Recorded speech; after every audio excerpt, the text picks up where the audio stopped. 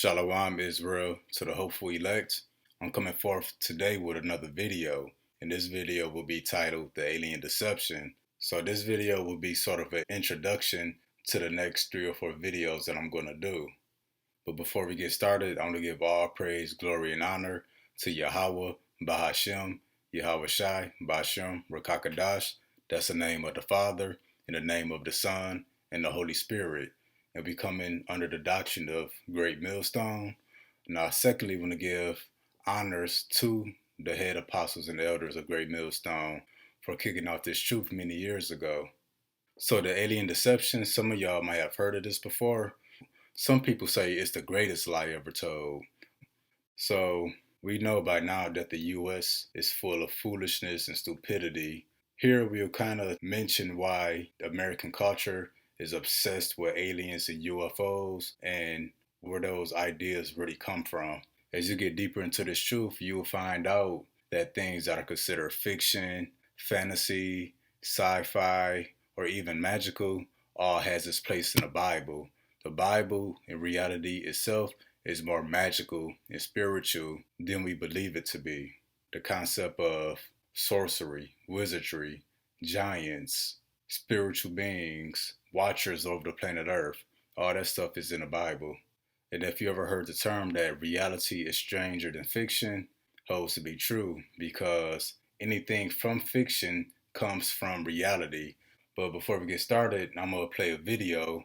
So the Bible itself is written in Hebrew, and these scrolls is ancient, very old paper-like material where they decoded the Bible from. And there's a bunch of scrolls out there that we don't know about, that we never heard of or never read from, that they keep secret because it holds secrets to this world and to the universe and stuff that we can't even imagine. Now this man tells a story of how this little boy found some of these scrolls in a hidden cave.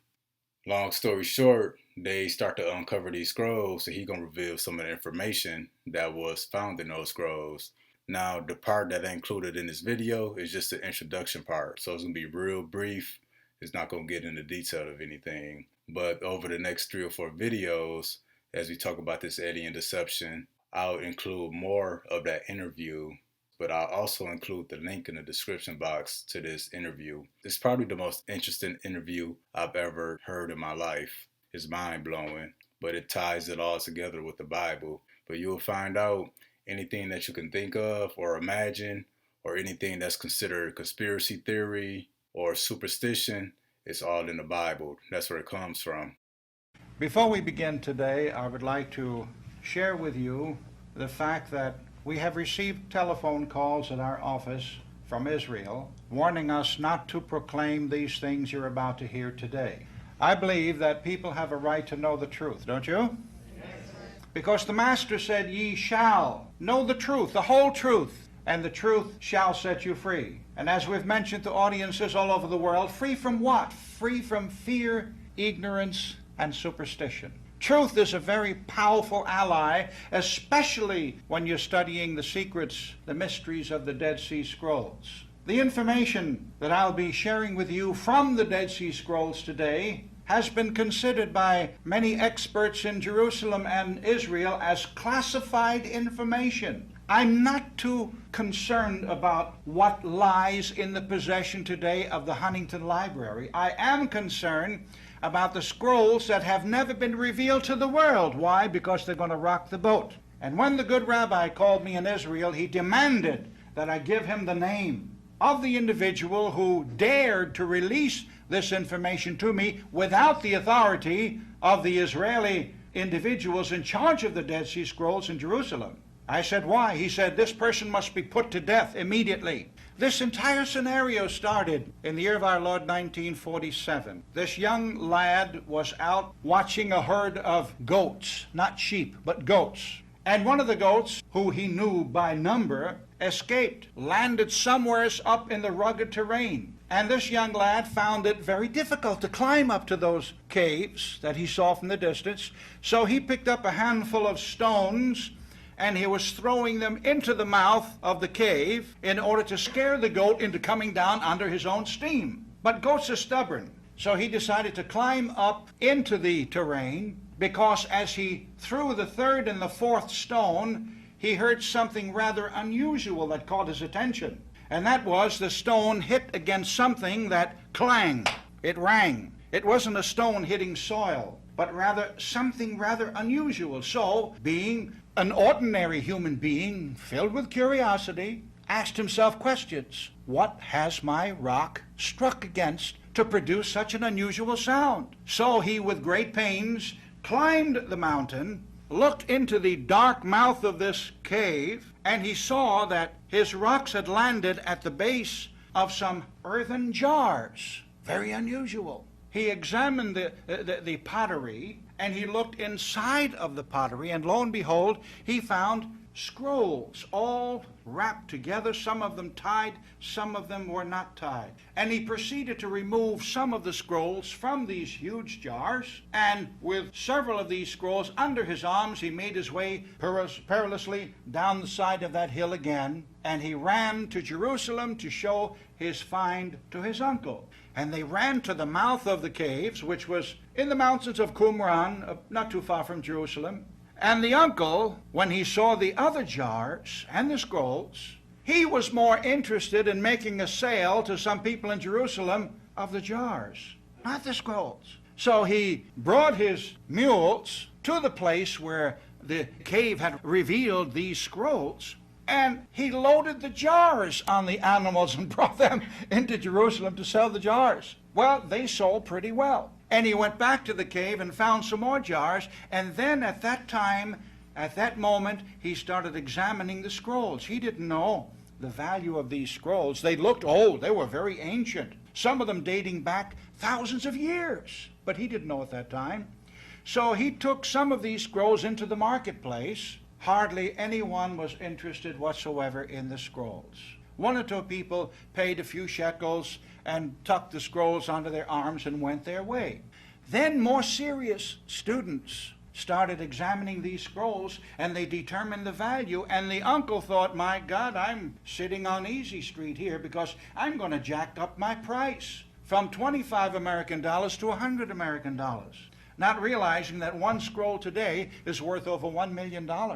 So this is part of the scenario of how the scrolls were discovered, who discovered them. And the wilderness where these scrolls were discovered to the Dead Sea was very rugged. The whole part of the country was very rugged, and it was really a miracle. And many people have tried to discover how it came to pass that these jars found their own way into those caves. And of all the research and examination and investigation that was done, they found that there are over 800 scrolls, many of which, the majority of which, have never even been unfurled to this day.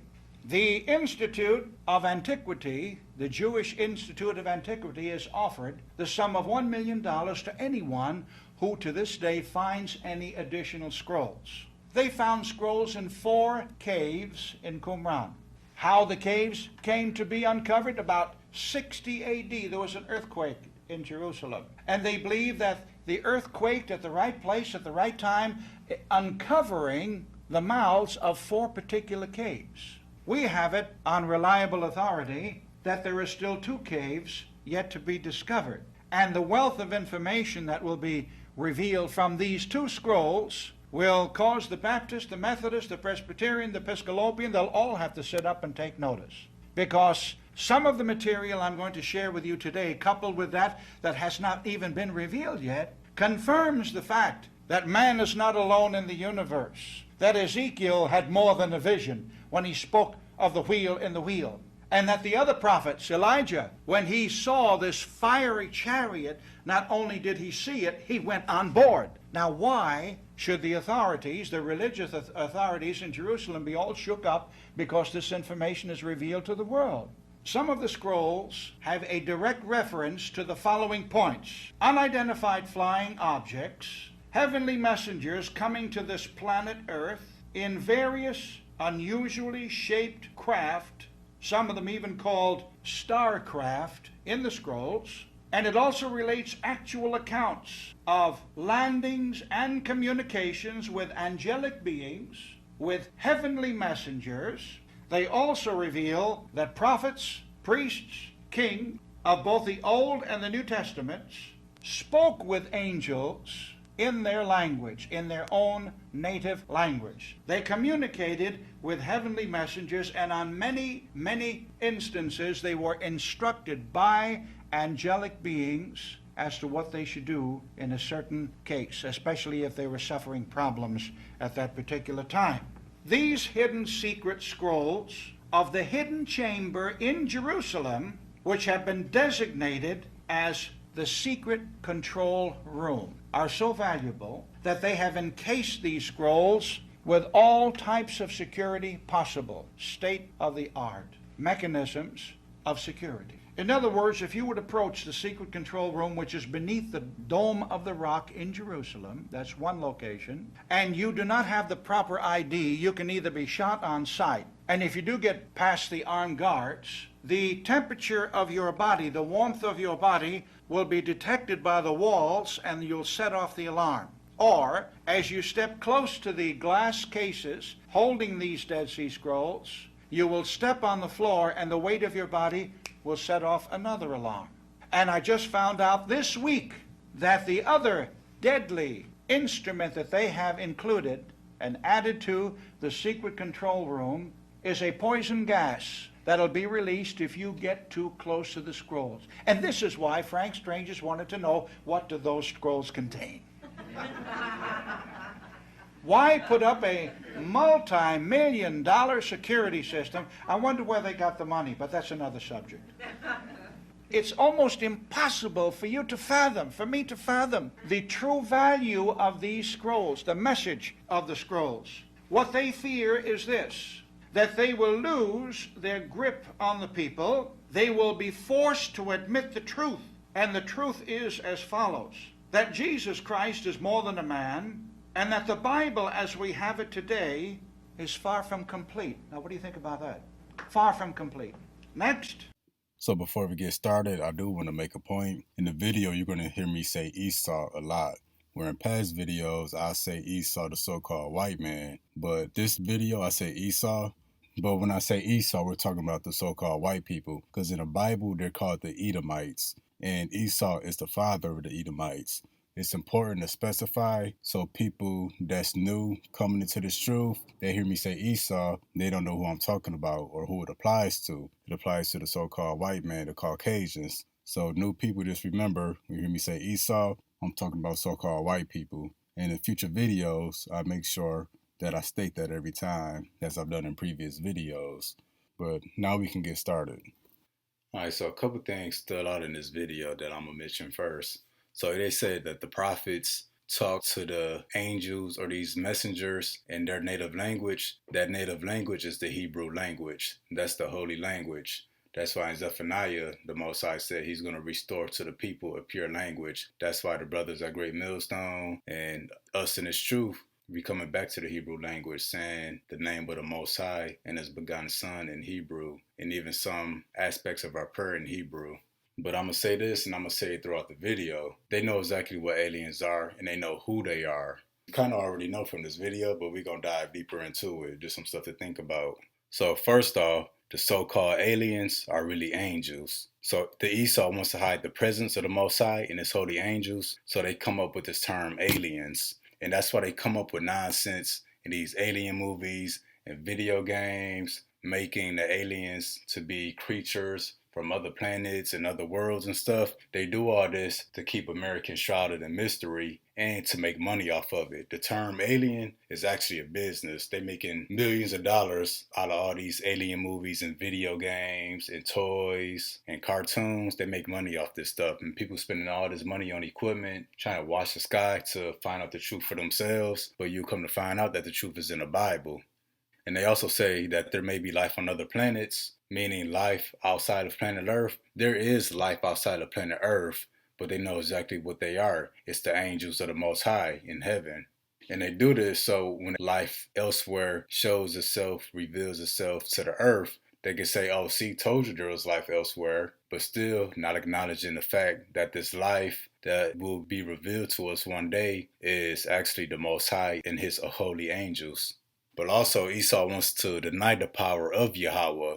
That's why they say, oh, if we ever do meet aliens, they would be way smarter than us and more advanced than us. Well, the angels of the Most High and Yahweh and Yahweh Shai are smarter and more advanced than us, because Yahweh is the God of creation, and Yahweh Shai and his holy angels are pretty much the keepers of creation. They monitor everything and keep an eye on everything.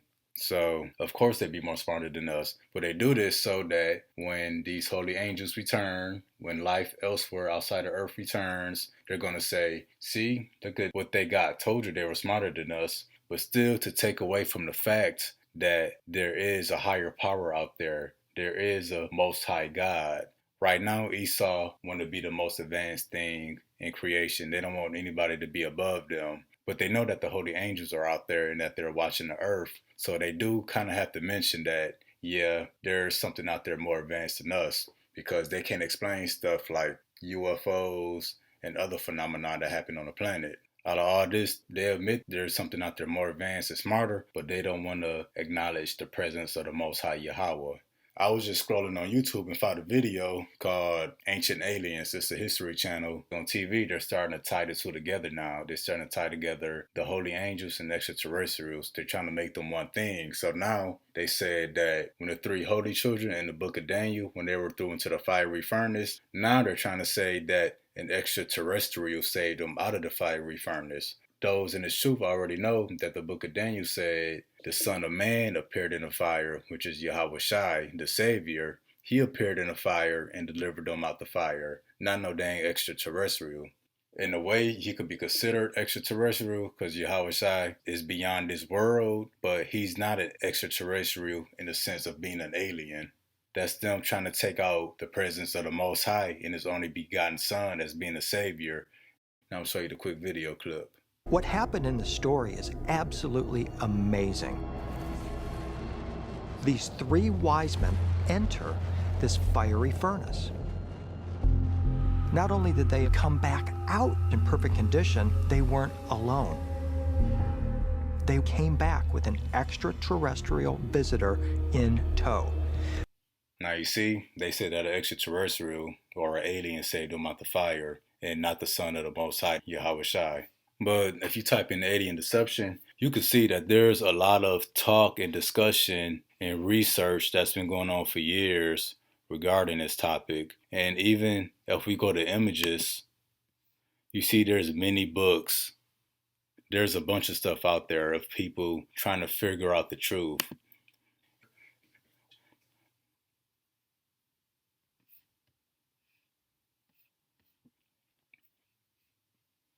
Masters of Deception. See, people put together all kinds of work already. So the question's been out there, and the answer is out there too. He's got to learn how to filter through the BS, like the truth with anything. See, the UFO deception, the alien deception, they know exactly what's out there. UFO, alien deception. See, this is not a new topic that I'm bringing forth.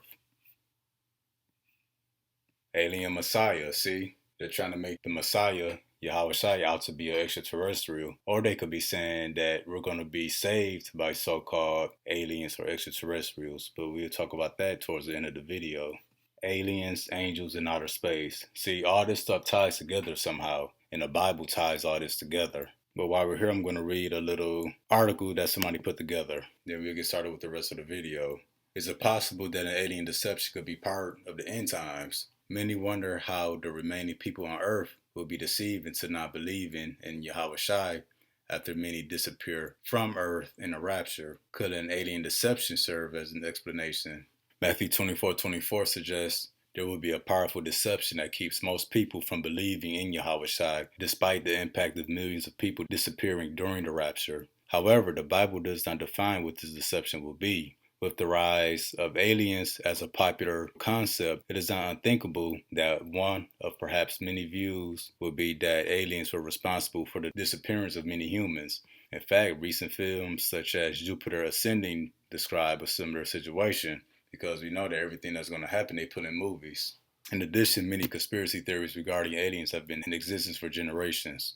It is only natural to suggest that at least one of the reasons that will be proposed for the disappearance of many people will be blamed on aliens. It is possible that demons could pose as beings from another planet and spread deception. Could the rapture be assumed to be an alien abduction? All of this is merely speculation, but does show that an alien deception could be used at least one of the suggested reasons for the disappearance of the believers during the rapture. So the whole alien deception is to really keep people in darkness, to take the Most High Yahweh out the picture, because we all know now that the believers in Yahweh through his son Yahweh Shai will eventually be saved. How are they going to explain all those people disappearing? They're going to say that they were abducted by aliens. That sounds crazy now. We saw the crazy things President Trump said.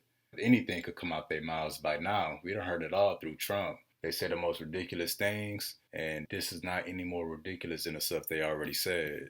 So like I said, Esau knows exactly what aliens are and who they are. They are the angels. It's just another lie by Esau to confuse the world.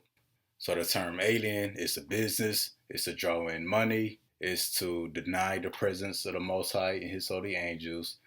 So another reason for the alien deception, the so-called aliens are actually angels which look just like the Negroes. The angels look like the very people that are hated most on this planet.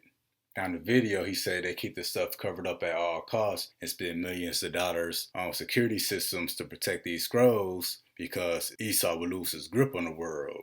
So how will Esau lose his grip? First, all the white lies that they told would be exposed. Everything that they keep covered would be exposed. That there's no such thing as aliens. That's the Most High and his angels. And on the left-hand side, those are actually demons that they're working with. And also that blacks, Latins, and natives are the chosen people of the Most High. Because as you will come to find out, that the angels look just like us, but more like the Negroes, because even the natives and all the Latin people, they were darker back in the day. And after all this, nobody will respect Esau no more. And people seeing that we are made in the image of the so-called aliens, the angels, people will come to find out, well, they must be similar. The angels are really smart. So blacks, Latins, and natives must be really brilliant people. They must be great creators. They would expose all the Esau's lies. They would expose to the world that we created everything here that's used today. But they also fear that if the image of these aliens was exposed to the public, that it will upset the power balance in the world. For example, if the so-called aliens, which are the angels, revealed themselves, people will go, okay, aliens don't exist. Those are actually holy angels. Okay, angels look just like the Negroes. Okay, we got to stop killing the Negroes and oppressing them.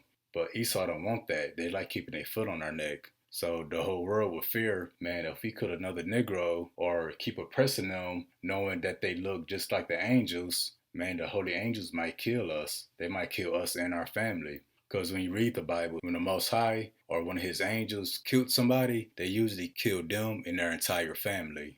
So for example, if the parents is a problem, the children will most likely be a problem. It's like if you got cancer, you don't cut off just the most active site, you cut off the whole cancer. So the idea behind that is if there's somebody that's wicked and corrupt, their children are most likely going to grow up to be wicked and corrupt. So that's why the Most High kills entire families. So they cover up the presence and the appearance of these angels so people don't know what they look like. For example, you breaking a rule that you don't know. So when you first started driving, you turn left at a red light. You get stopped by the police and the police tell you, they know you can't do that, but now you know, and we're going to put it in the system. So if you do it again, you're going to get a ticket. That's the same idea here. If the appearance of these aliens, which are really angels, was exposed to the world and people kept killing us and oppressing us, it's like, you know exactly who you killing and oppressing now because we look just like the angels, so you must be the holy people. So now that you know who you're doing it to, now the holy angels are going to defend us or come wipe you out. That's why they keep this stuff covered up. And if the world doesn't know what the holy angels look like, they will know that the holy angels look like us. So the world won't care how they treat us. Because if they knew that the holy angels look like the Negroes, the very most hated people on the earth, they wouldn't treat us like that. They would think twice. And not only that, everybody on earth will bow down to us. Nobody will view themselves as being superior to the Negroes anymore. not the Asians, not the Arabs, and definitely not these so-called white people, the Edomites. So everybody would know in that moment that they're beneath us and we're superior. Now, all this stuff that we covered so far is actually going to happen as the tribulation takes place and salvation occurs. Angels are going to be revealed. It's going to be revealed who's the Most High's chosen people. The angels are going to protect us, proving that they were the chosen people. But Esau spends all his money and time making sure we don't find out who we are, and that the angels and the Most High and His Son are actually black people. Because if the Most High and His Son is black, the angels must be black. Some people don't think that far into it, and Esau knows this. So another reason for the alien deception is because Israel, the so-called blacks, Latins, and natives, will be turned into angels. As I said, all this will take place and unfold with time. If the angels were somehow revealed, if the picture got out somehow of what they look like, and they look like the Negroes and Latins and the natives, Esau would be like, okay, if Negroes look like the angels, Negroes and the angels must somehow be related. But how? But actually, the prophets, the men on earth, especially at Great Millstone, and some of us that spread this truth and push out videos and be out in the streets teaching, reaching out to our people, we are actually angels in the flesh. And I'm going to show you that in the scriptures. And angels can only be born through the bloodline of Israel. Angels can only be born through so-called blacks, Latins, and native people. That's why when we go to Revelation 22:9, John saw an angel and bowed down to his feet and started to worship him. But the angel said unto me, See thou do it not, for I am thy fellow servant and of thy brethren. The angel told John he is of his brethren. Now what's brethren? Brethren is an old term for brother. So if you look brethren, and then you click down, brother comes up. A man or boy in relation to other sons and daughters of his parents. So brethren refers to bloodline. Like when you read the letters of Paul, Paul told other Israelites, brethren, our fathers walked with Moses through the Red Sea. Only the Israelites walked through the Red Sea with Moses. So they were all related. So that's the bloodline. But as we continue, and of thy brethren, the prophets. So the angel said that the prophets are his brother. But as we just said, that the prophets are angels in the flesh, whether they are angels in the Bible or angels in flesh like us, we are the direct sons of the Most High. Meaning, it's only the Israelites who are the children of the Most High, because the spirits of angels can only be born through the Israelite bloodline. So that bloodline and that spiritual line is sort of connected, but they integrate with the Israelites. That's why it goes spiritual line of Yahweh. Yahweh Shai, the holy angels, then the Israelites. Then from the Israelites, it breaks down to blacks, Latins, and natives. That's the bloodline of Israel. And the scriptures that tell you that only we are the sons of the Most High. Everybody's not the children of God. As I mentioned in my last video, there's three classes of men: the sons of God, the Most High, the sons of Satan, and the son of man. Esau would be considered the sons of Satan. But as we said that we are the direct sons of the Most High Yahweh, that's also in the scriptures. Because if we go to Psalms 82, verse 6 through 7, Yahweh Shai said, I have said, ye are gods, and all of you are children of the Most High, but ye shall die like men. That was our punishment. We were put in the flesh, but to redeem ourselves and show ourselves approved by the Most High, we're going to study His Word and bring in as many believers as we can. But that's why it says, ye are gods, ye are all children of the Most High, but ye shall die like men. And if you go John 10:34, Yahweh Shai answered them, is it not written in your law, I have said, ye are gods. So see, the Most High Yahweh, His Son Yahweh Shai, the holy angels, then the Israelites. We are low-level gods because we are in the flesh. But at the return of Yahweh Shai, we'll gain our godlike status back. Negroes are pretty much the opposite of white people. So if we're the sons of the Most High, they got to be the sons of Satan. But another fear that Esau has is that if the Negroes and the angels, who they call aliens, are related somehow, would the Negroes be upgraded and receive power like the angels? But that's in the scriptures. Matthew 22:30. For in the resurrection they neither marry nor are given in marriage, but are as the angels of Yahweh in heaven. When we get our godlike status back, we're going to be just like the angels in heaven.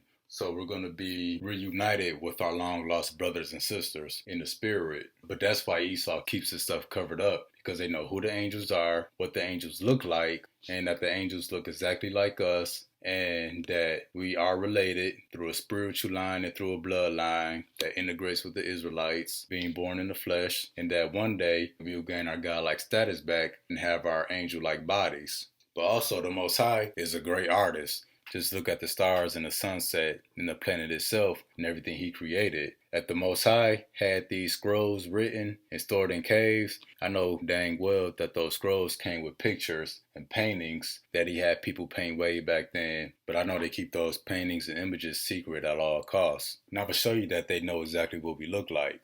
If you go to Ezekiel 28:3, the Most High is talking about Esau. He said, "Behold, thou art wiser than Daniel. There is no secret that they can hide from thee." Meaning that there is nothing that Esau doesn't know. He knows all the animals, what all the animals eat, how they mate, how they sleep. He knows everything about food and plants. He knows everything in the world because the Most High raised them up to be like that. But they also know who angels are and what the angels are and what the angels look like. Now I'm going to play a little video.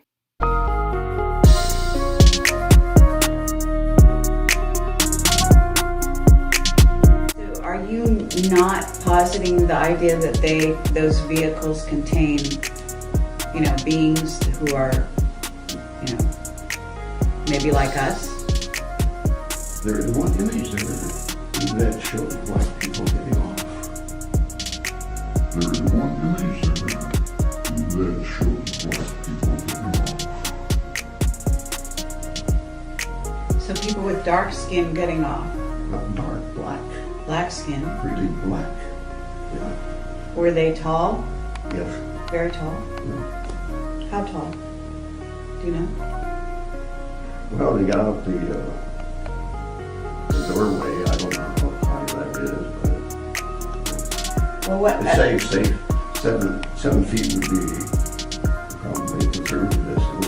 Now the lady asked, so are you saying that there's people like us that was getting off this craft or whatever the man was talking about? And the white man said, yeah, there's an image that showed black people getting off. Very dark-skinned people. Now this man ain't gotta lie. Now if he said he saw some green aliens getting off, I'd be like, man, he been watching too many cartoons. Or if he'd have been like, yeah, we saw aliens getting off. They had blind hair and blue eyes. You could be like, oh, see, that's white supremacy. There you go, lying again. But he said that the angels are black, very dark-skinned. That's empowering to us. That's why I know that he's telling the truth. Because Esau be all over the place. They be all in the sky. They be all in outer space with telescopes and satellites and super cameras that can zoom in on anything. Esau nosy as hell.